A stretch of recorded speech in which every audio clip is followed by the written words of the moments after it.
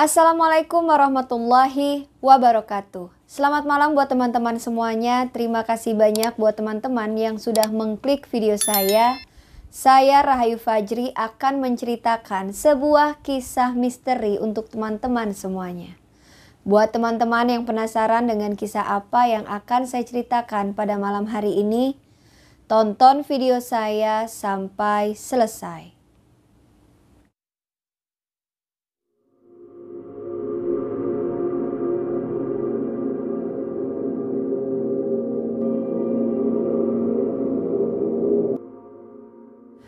Pada malam hari ini kembali saya akan menceritakan sebuah kisah yang saya dapat dari salah satu teman subscriber saya. Kita sebut saja namanya Indra. Indra mengirimkan cerita ini melalui email dan kisah ini terjadi pada tahun 2000-an dan terjadi di daerah Jawa Tengah. Indra merupakan pria tanggung yang hidup di sebuah desa. Indra ini tidak memiliki pekerjaan tetap, jadi Indra ini bekerja sebagai pekerja serabut. Jadi apabila ada salah satu proyek di desanya, pasti Indra ada di situ. Terlebih lagi kalau misal ada tetangganya yang membutuhkan tenaga Indra, pasti Indra yang membantunya. Karena memang Indra ini tidak memiliki pekerjaan tetap, jadi apapun pekerjaan pasti Indra ambil asalkan pekerjaan itu halal. Dikarenakan desa Indra ini desa yang tidak terlalu besar, jadi desanya itu merupakan desa yang kecil.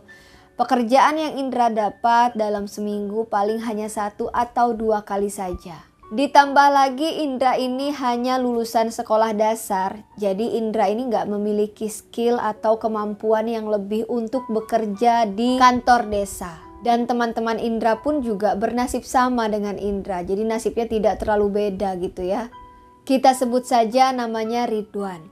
Tapi bedanya Ridwan di sini, Ridwan ini tidak pernah sekolah sama sekali. Jadi lengkaplah ya mereka berdua ini sebagai pengangguran di desanya tersebut.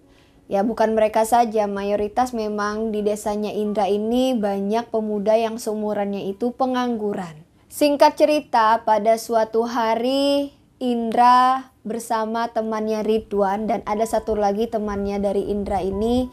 Di sini kita sebut saja namanya Diki.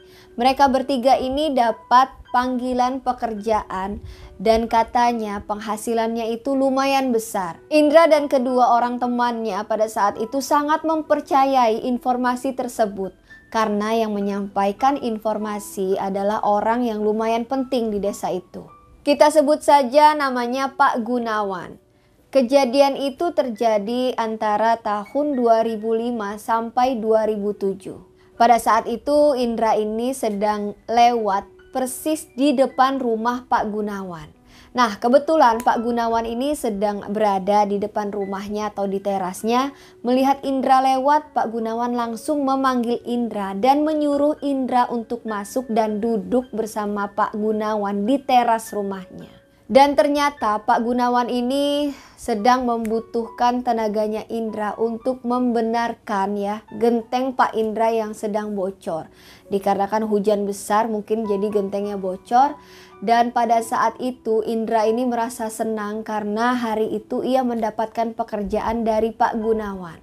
Jadi singkat cerita setelah Indra ini menyelesaikan pekerjaannya membenarkan genteng rumah Pak Gunawan yang bocor, Indra disuruh istirahat dulu sama Pak Gunawan. Sambil minum kopi, Pak Gunawan ini bertanya sama Indra, "Apa kesibukan Indra sekarang?" Lalu Indra menjawab, "Nggak sibuk apa-apa Pak, sibuk jadi pengangguran aja setiap hari." Nah pada saat itu mendengar Indra ini tidak bekerja, Pak Gunawan langsung menawarkan pekerjaan kepada Indra bekerja di salah satu pabrik obat. Mendengar tawaran pekerjaan tersebut, Indra ini sangat merasa senang. Lalu Indra bertanya sama Pak Gunawan, harus lulusan apa agar bisa diterima di pekerjaan tersebut? Nah Pak Gunawan balik bertanya sama Indra, emang kamu lulusan apa?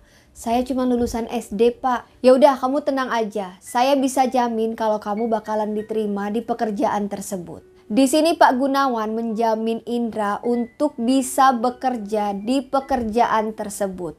Bukan cuma Indra saja yang diajak oleh Pak Gunawan untuk bekerja di situ, melainkan dua teman Indra yang lainnya, yaitu Ridwan dan Diki. Setelah semuanya selesai, akhirnya Indra pamit sama Pak Gunawan. Indra langsung gak sabar nih ya bertemu dengan dua orang temannya, Ridwan dan Diki, untuk menyampaikan kabar gembira tersebut. Jadi pada saat Indra ini menyampaikan ada tawaran pekerjaan, dan bukan hanya tawaran tetapi dijamin masuk ke dalam pekerjaan tersebut kepada dua orang temannya, Ridwan dan Diki.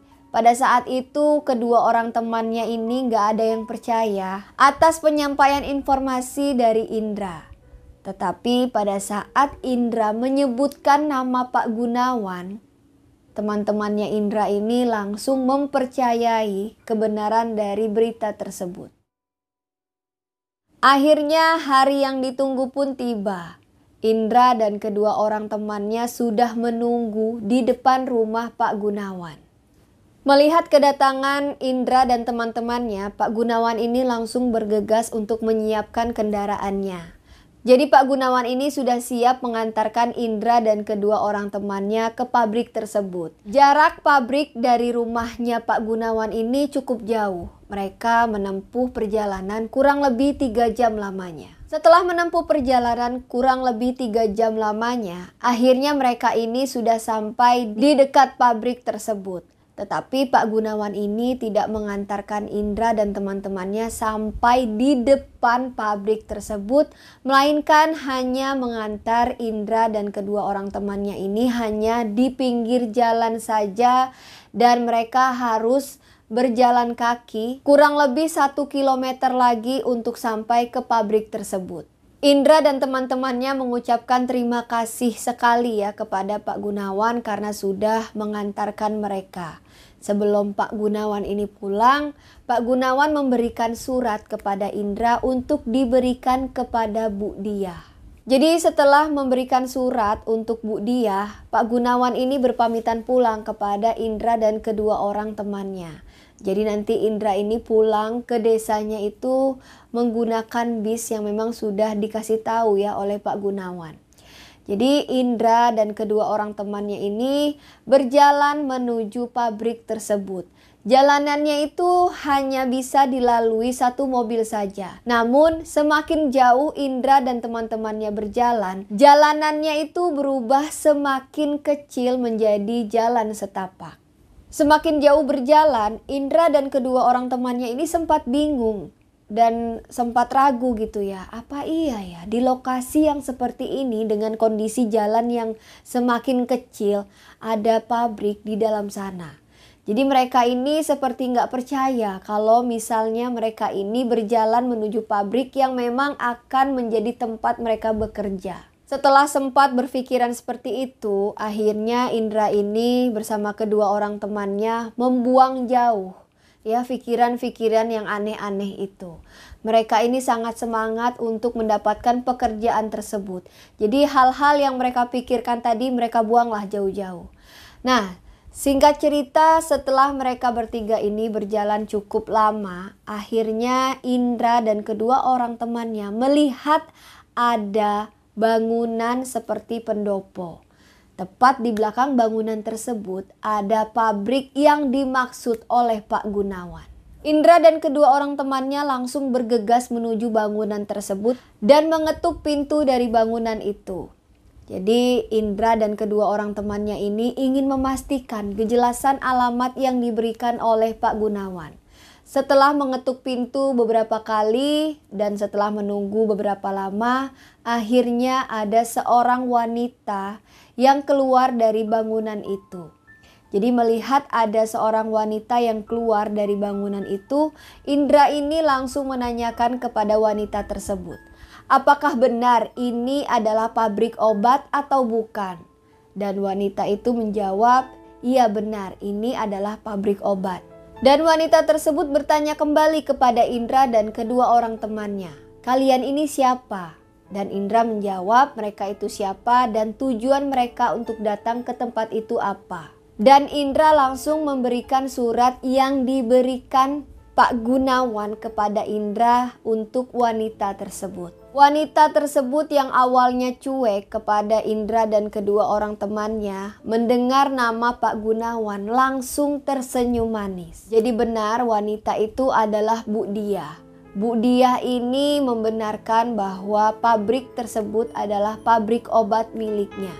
Bu Diah juga menanyakan bagaimana perjalanan Indra dan kedua orang temannya untuk bisa sampai ke pabrik obat miliknya. Setelah ngobrol di depan pabrik itu, akhirnya Bu Diah ini menyuruh Indra dan kedua orang temannya untuk masuk ke dalam pabrik obat tersebut. Indra dan kedua orang temannya melihat isi dalam pabrik obat tersebut agak merasa aneh. Karena tidak terlihat seperti pabrik obat pada umumnya, melainkan seperti pondok atau asrama tempat menuntut ilmu. Melihat Indra dan kedua orang temannya seperti kebingungan ya, melihat isi dalam pabrik obat tersebut. Dan Bu Diah juga perasaannya nggak enak gitu ya melihat ke wajah mereka ini. Akhirnya Bu Diah menceritakan kepada Indra dan kedua orang temannya bahwa tempat tersebut bukanlah pabrik obat yang diceritakan oleh Pak Gunawan. Jadi Bu Diah ini adalah seorang tabib. Bu Diah seringkali menyembuhkan orang di tempat tersebut. Jadi setelah mengetahui hal tersebut, Bu Diah berharap Indra dan kedua orang temannya ini bisa betah bekerja di tempatnya. Lalu Indra bertanya kepada Bu Diah, "Terus kita di sini kerjaannya apa ya, Bu?" Bu Diah menjawab, "Tenang, kalian pasti lapar kan? Sekarang kalian makan dan istirahat aja dulu. Nanti setelah selesai kalian makan, baru saya akan menjelaskan apa pekerjaan kalian di sini." Bu Diah langsung menyiapkan makanan yang banyak untuk Indra dan kedua orang temannya. Sebelum Indra dan kedua orang temannya ini makan, Bu Diah berkata kepada Indra, "Nanti kalau kalian selesai makan, temui saya di ruangan pojok." Setelah Indra dan kedua orang temannya ini selesai makan, mereka langsung menuju ruangan yang sudah diberitahu oleh Bu Diah. Setelah masuk ke dalam ruangan tersebut, tanpa basa-basi, Bu Diah ini langsung bertanya kepada Indra dan kedua orang temannya, "Apakah kalian bertiga ini sudah menikah?" Dengan perasaan bingung, Indra dan kedua orang temannya ini langsung menggelengkan kepalanya. "Jadi kalian bertiga ini masih perjaka?" Dengan bingung, Ridwan ini langsung bertanya kepada Bu Diah, "Ini maksudnya apa ya, Bu?" "Oh, nggak apa-apa, saya cuma pengen tahu aja. Sekarang kamu ikuti Ibu." Bukan cuma Indra dan Ridwan aja di sini yang bingung. Diki juga membisikkan kepada Indra, "Perasaan kalau orang mau masuk kerja, yang ditanya itu pengalaman kerja, bukan keperjakaannya." Setelah mengikuti Bu Diah berkeliling pondok tersebut, Bu Diah menjelaskan pekerjaan mereka bertiga ini adalah sebagai pelayan. Lalu Bu Diah menyuruh mereka bertiga untuk mengikuti Bu Diah ke ruang kerja mereka. Setelah mereka bertiga ini berjalan semakin dalam ke dalam pondok tersebut, terlihat ada satu ruangan yang terlihat berbeda dari ruangan yang lainnya. Bu Diah langsung menunjuk ruangan tersebut dan ngasih tahu kepada Indra dan kedua orang temannya bahwa ruangan tersebut adalah tempat kerja mereka. Di sini terlihat ada sebuah kamar berkelambu hijau dengan lilin sebagai penerangannya. Ridwan yang melihat kamar tersebut langsung membisikkan kepada Indra, "Indra, mirip kamar pengantin ya?" Bu Diah yang mendengar perkataan tersebut langsung menoleh ke arah Ridwan dan berkata, "Loh, kok kamu tahu?" Perkataan Bu Diah membuat percaya diri dari Ridwan dan kedua orang temannya ini menjadi hilang, berganti menjadi tanda tanya yang sangat besar. Tak lama kemudian Bu Diah berjalan ke sebuah pintu dan mengetuk pintu tersebut. Terlihat ada seorang gadis dengan kaki yang sangat putih. Mereka bertiga yang melihat gadis tersebut hanya terdiam. Tanpa mereka sadari, gadis tersebut hadir di antara mereka bertiga. Gadis tersebut terlihat tertunduk dengan wajah dan kepala yang tertutup kain hitam. Namun raut wajahnya terlihat sangat cantik, walaupun wajahnya tertutup kain tipis yang berwarna hitam. Nah, di situ Bu Diah ini menjelaskan pekerjaan dari Indra dan kedua orang temannya ini adalah melayani perempuan cantik tersebut yang disebut oleh Bu Diah ini sebagai nyai. Jadi mereka bertiga ini bekerja di situ sebagai suami dari nyai tersebut. Mereka bertiga ini langsung terkejut mendengar perkataan yang diucapkan oleh Bu Diah. Indra yang pada saat itu langsung menanyakan kembali apa Indra dan kedua orang temannya ini salah dengar atas ucapan yang dikatakan oleh Bu Diah.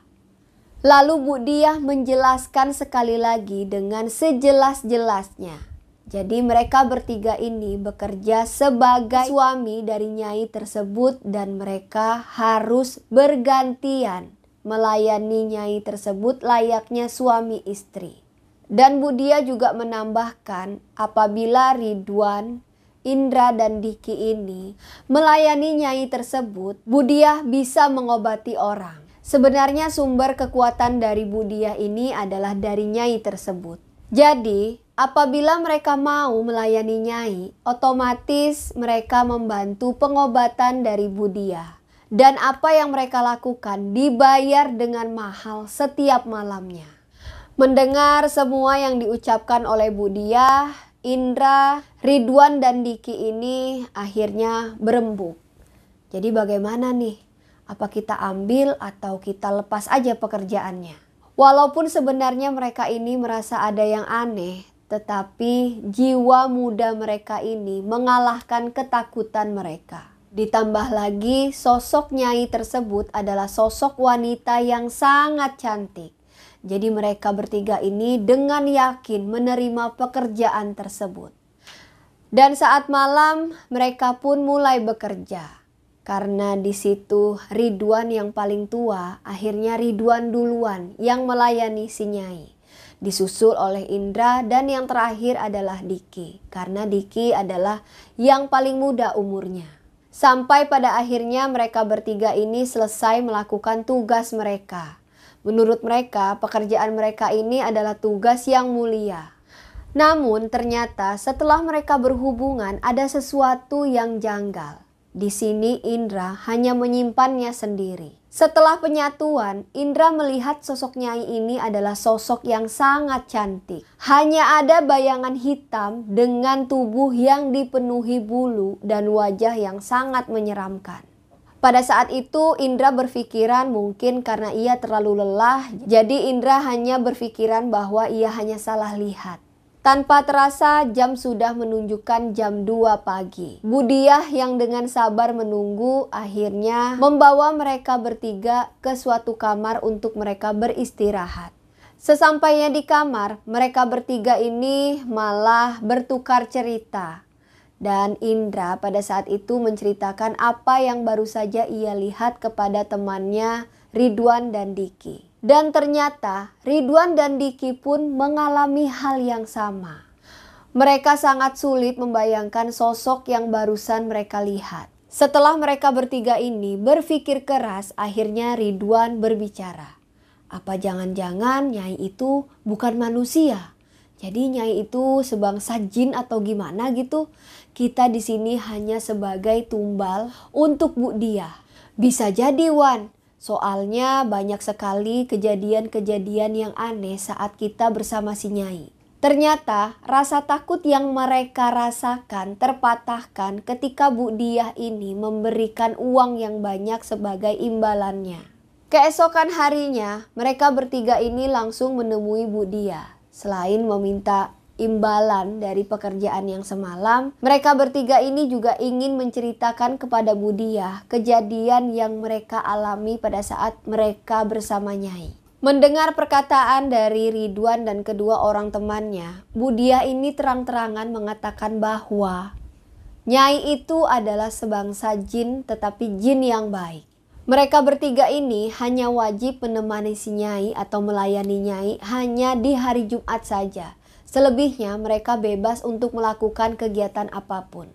Budia juga menjelaskan kepada Ridwan dan kedua orang temannya apabila mereka ini ingin berhenti atau tidak melanjutkan pekerjaannya, Ridwan, Indra, dan Diki ini wajib mencari gantinya dengan syarat harus masih perjaka. Setelah mereka bertiga ini memahami semua persyaratannya, Budia menyuruh Indra dan kedua orang temannya ini untuk pulang. Dan sebelum pulang, Budia menitipkan ada kantung kecil untuk diberikan kepada Pak Gunawan. Mereka bertiga ini juga dikasih sama Budia kantong, namun kantongnya lumayan besar pada saat itu. Di tengah perjalanan pulang, mereka bertiga ini penasaran apa isi kantong yang diberikan oleh Budia kepada mereka. Ternyata isinya tersebut adalah bongkahan emas. Jadi bongkahan emas itu berbentuk kerikil dan bila ditimbang beratnya kurang lebih 2 kilo. Perjalanan pulang mereka bertiga ini menjadi sangat menyenangkan. Dan tidak terasa mereka sudah sampai di desanya tersebut. Sebelum memberikan kantong kecil yang dititipkan Budia untuk Pak Gunawan, mereka bertiga ini penasaran apa isi dari kantong tersebut. Dan pada saat mereka bertiga ini membuka, ternyata isi kantong itu hanyalah kelopak bunga saja. Dan melihat isinya kelopak bunga, akhirnya mereka bertiga ini menutup kembali kantong tersebut tanpa memikirkan apa sebenarnya tujuan Budia memberikan kelopak bunga tersebut kepada Pak Gunawan. Mereka bertiga ini sudah tidak memikirkan hal itu, dan yang terpenting mereka bertiga ini memikirkan bahwa mereka akan menjadi kaya.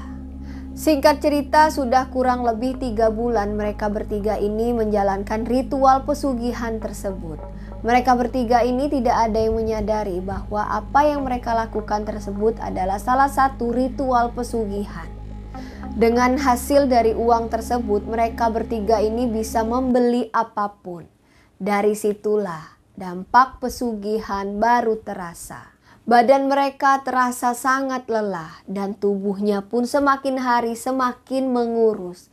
Padahal mereka ini bisa membeli makanan sebanyak apapun, seenak apapun dari hasil uang yang mereka dapatkan.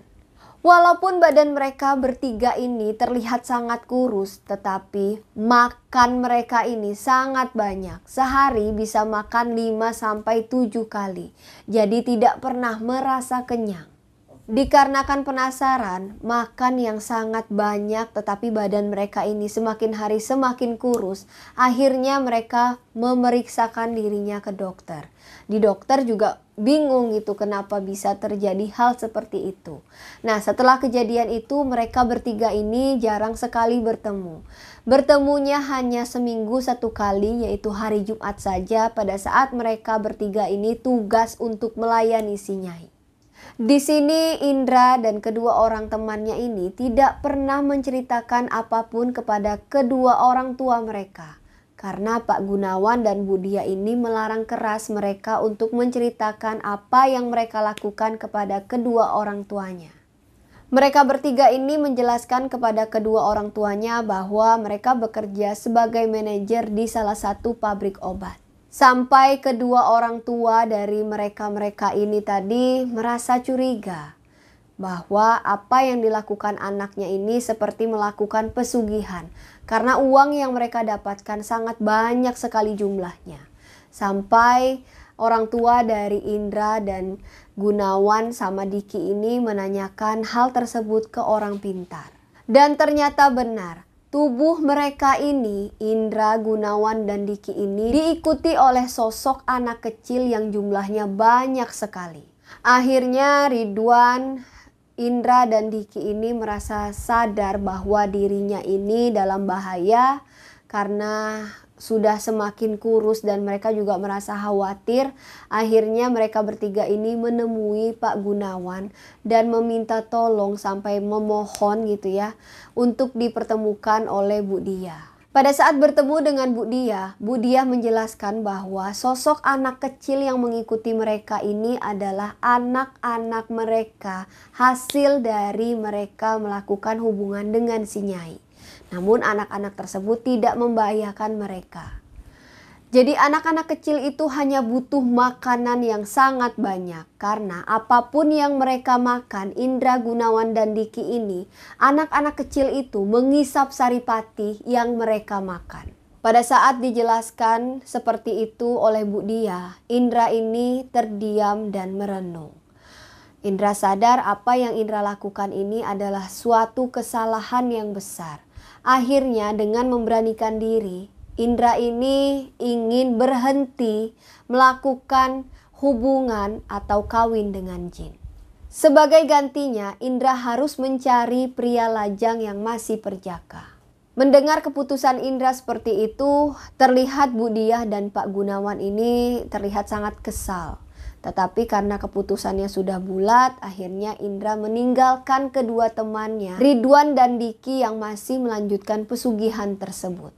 Hingga akhirnya Pak Gunawan dapat menemukan pengganti Indra. Hanya menyisakan kepalanya saja selama 1 malam. Dan pada saat itu Bu Diah mengatakan kepada Indra bahwa Indra tidak bisa lagi atau tidak diperbolehkan lagi untuk ke pondok. Tapi setelah itu siksaan tersebut tidak berhenti. Rasa lapar yang terus-menerus masih menyiksa Indra sampai akhirnya itu benar-benar hilang, kurang lebih 1 tahun lamanya.